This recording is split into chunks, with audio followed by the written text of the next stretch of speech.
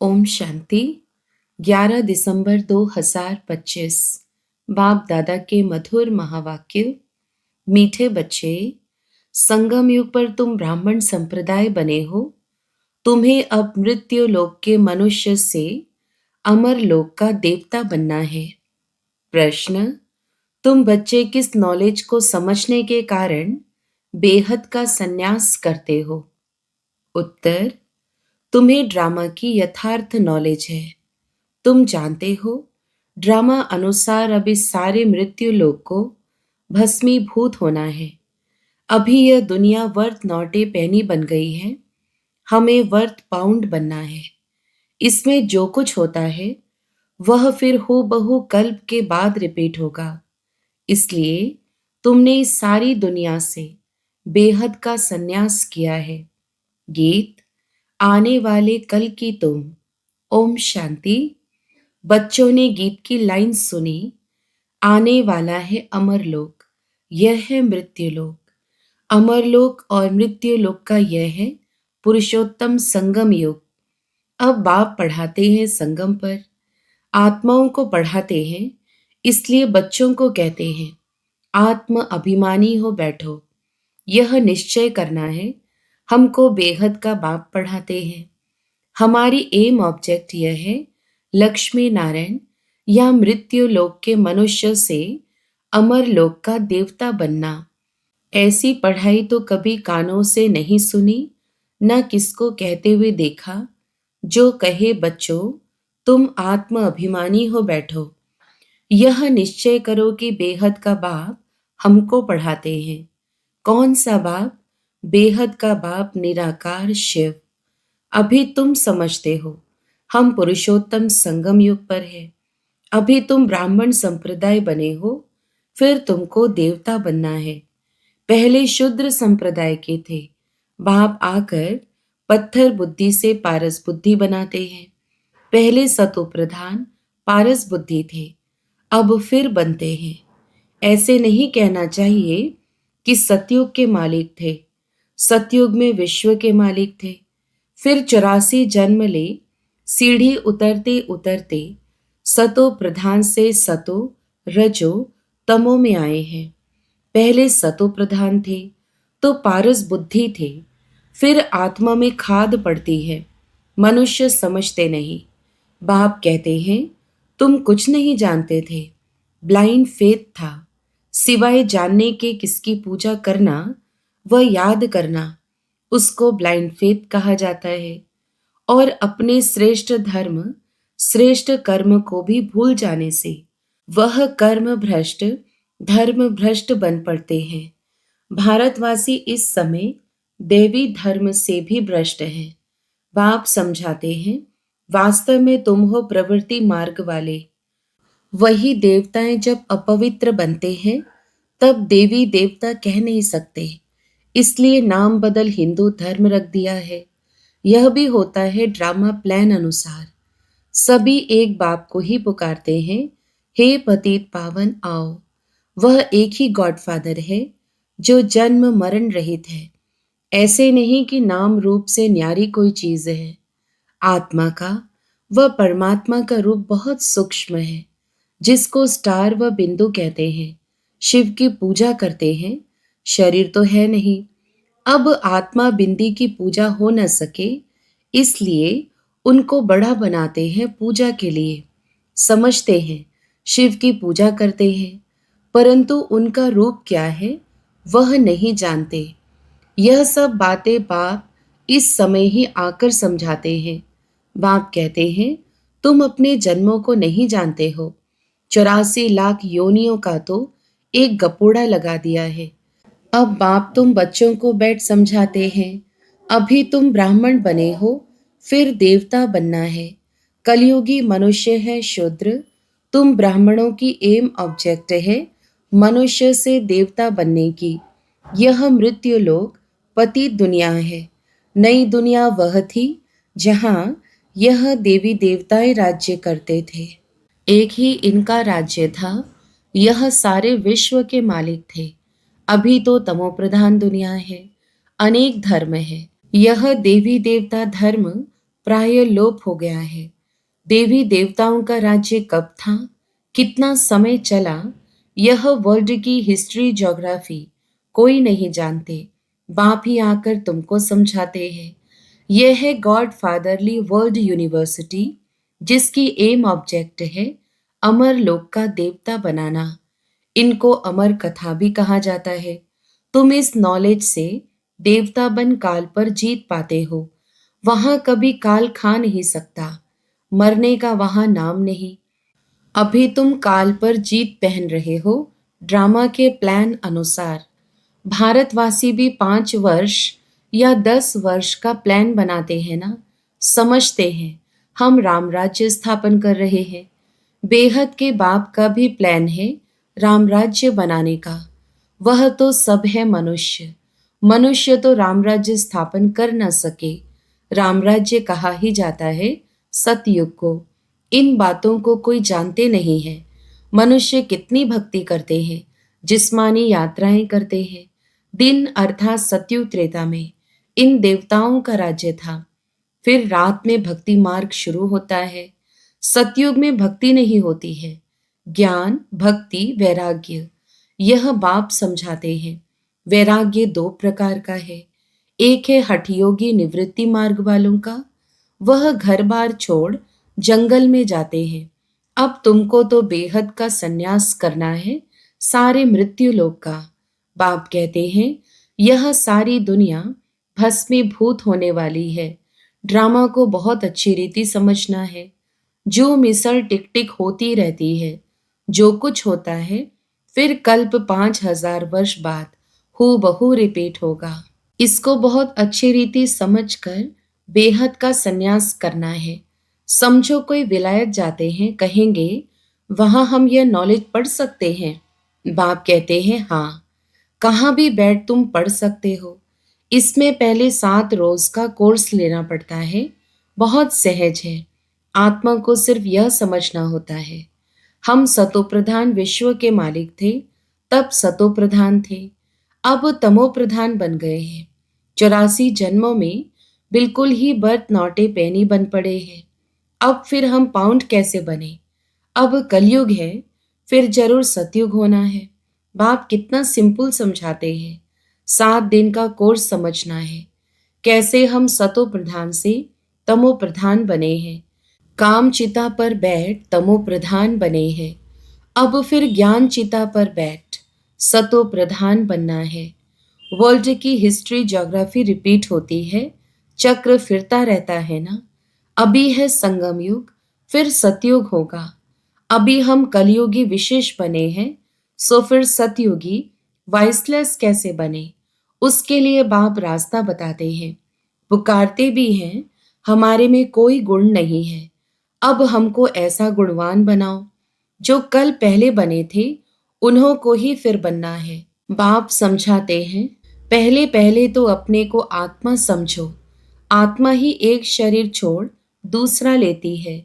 अभी तुमको देही अभिमानी बनना है। अभी ही तुम्हें देही अभिमानी बनने की शिक्षा मिलती है। ऐसे नहीं तुम सदैव देही अभिमानी रहेंगे। नहीं, सतयुग में तो नाम शरीर के रहते हैं। लक्ष्मी नारायण के नाम पर ही सारी कारोबार चलती है।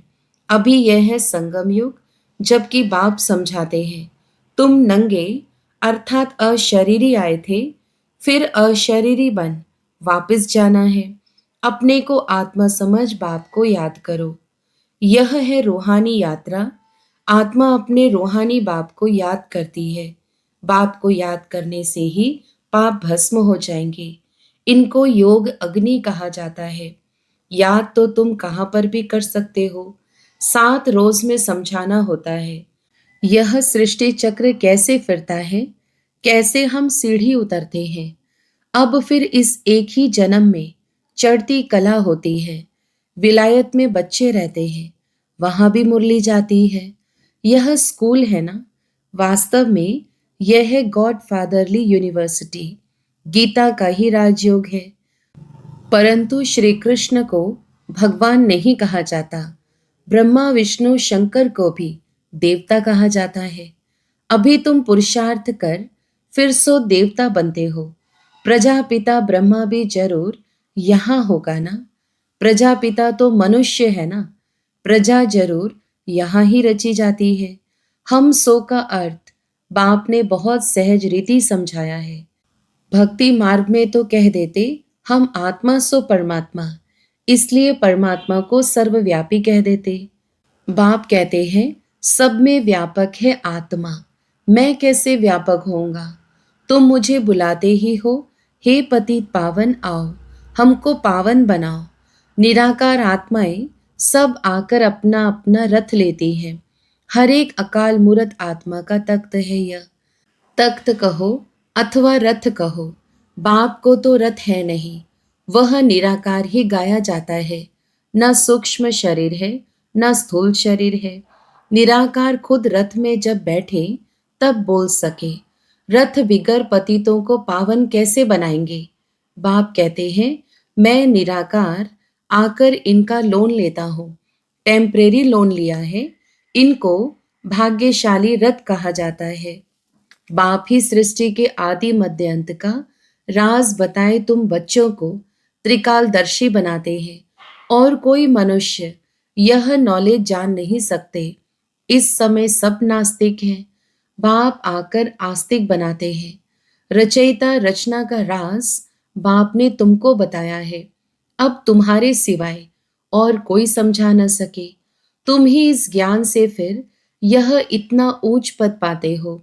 यह ज्ञान सिर्फ अभी ही तुम ब्राह्मणों को मिलता है। बाप संगम पर ही आकर यह ज्ञान देते हैं। सद्गति देने वाला एक बाप ही है। मनुष्य मनुष्य को सद्गति दे न सके। वह सब गुरु हैं भक्ति मार्ग के। सतगुरु एक ही है। उनको कहा जाता है वाह सतगुरु वाह। इनको पाठशाला भी कहा जाता है। एम ऑब्जेक्ट नर से नारायण बनने की है। वह सब है भक्ति मार्ग की कथाएं। गीता से भी कोई प्राप्ति नहीं होती। बाप कहते हैं मैं तुम बच्चों को सम्मुख आकर पढ़ाता हूँ, जिससे तुम यह पद पाते हो। इसमें मुख्य है पवित्र बनने की बात। बाप की याद में रहना है। इसी में ही माया विघ्न डालती है। तुम बाप को याद करते हो अपना वर्षा पाने के लिए। यह नॉलेज सब बच्चों के पास जाती है। कभी भी मुरली मिस ना हो। मुरली मिस हुई गोया अपसेंट पड़ जाती है। मुरली से कहाँ भी बैठे रिफ्रेश होते रहेंगे। श्रीमत पर चलना पड़े। बाहर में जाते हैं तो बाप समझाते हैं पवित्र जरूर बनना है, वैष्णव होकर रहना है। वैष्णव भी दो प्रकार के होते हैं। वैष्णव वल्लभाचारी भी होते हैं, परंतु विकार में जाते हैं। पवित्र तो है नहीं। तुम पवित्र बन विष्णु वंशी बनते हो, वहां तुम वैष्णव रहेंगे, विकार में नहीं जाएंगे। वह है अमरलोक, यह है मृत्यु लोक। यहाँ विकार में जाते हैं। अभी तुम विष्णुपुरी में जाते हो, वहां विकार होता नहीं। वह है वाइसलेस वर्ल्ड। योग बल से तुम विश्व की बादशाही लेते हो।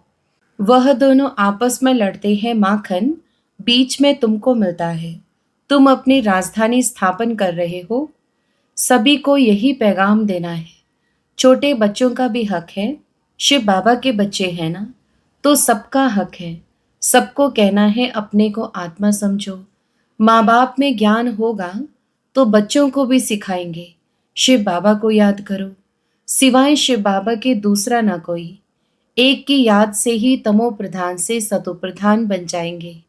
इसमें पढ़ाई बहुत अच्छी चाहिए।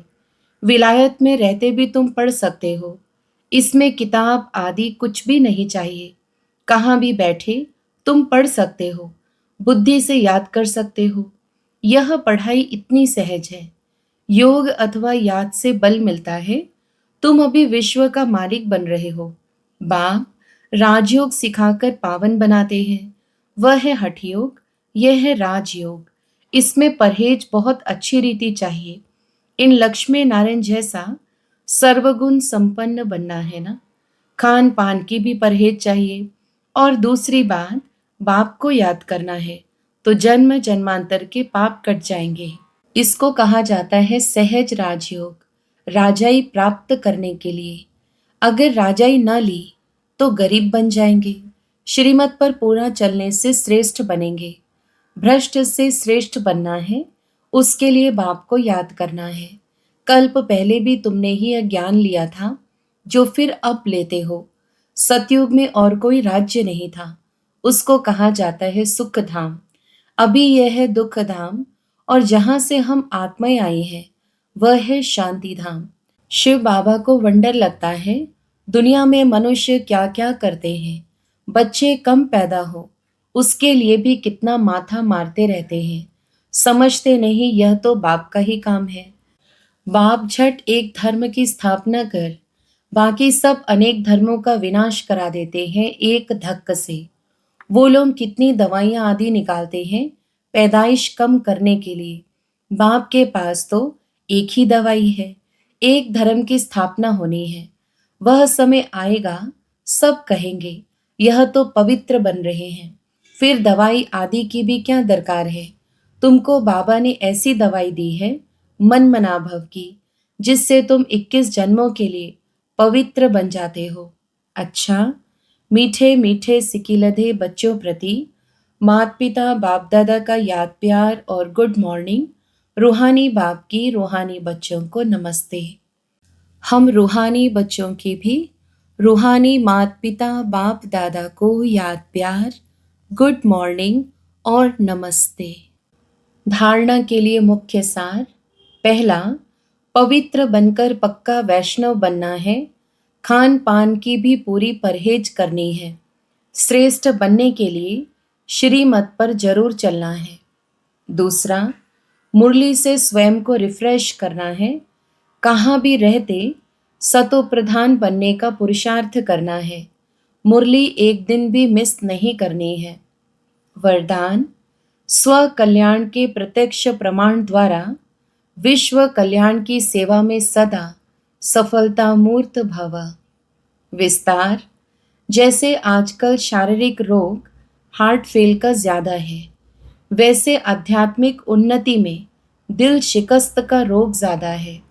ऐसी दिल शिकस्त आत्माओं में प्रैक्टिकल परिवर्तन देखने से ही हिम्मत व शक्ति आ सकती है। सुना बहुत है, अब देखना चाहते हैं। प्रमाण द्वारा परिवर्तन चाहते हैं तो विश्व कल्याण के लिए स्व कल्याण पहले सैंपल रूप में दिखाओ। विश्व कल्याण की सेवा में सफलता मूर्त बनने का साधन ही है प्रत्यक्ष प्रमाण। इससे ही बाप की प्रत्यक्षता होगी। जो बोलते हो वह आपके स्वरूप से प्रैक्टिकल दिखाई दे तब मानेंगे। स्लोगन, दूसरे के विचारों को अपने विचारों से मिलाना, यही है रिगार्ड देना। अव्यक्त इशारे, अब संपन्न व कर्मातीत बनने की धुन लगाओ। कर्मातीत बनने के लिए चेक करो कहाँ तक कर्मों के बंधन से न्यारे बने हैं। लौकिक और अलौकिक कर्म और संबंध दोनों में स्वार्थ भाव से मुक्त कहाँ तक बने हैं। जब कर्मों के हिसाब किताब व किसी भी व्यर्थ स्वभाव संस्कार के वश होने से मुक्त बनेंगे, तब कर्मातीत स्थिति को प्राप्त कर सकेंगे। कोई भी सेवा, संगठन, प्रकृति की परिस्थिति, स्वस्थिति व श्रेष्ठ स्थिति को डगमग ना करे। इस बंधन से भी मुक्त रहना ही कर्मातीत स्थिति की समीपता है। अच्छा, ओम शांति।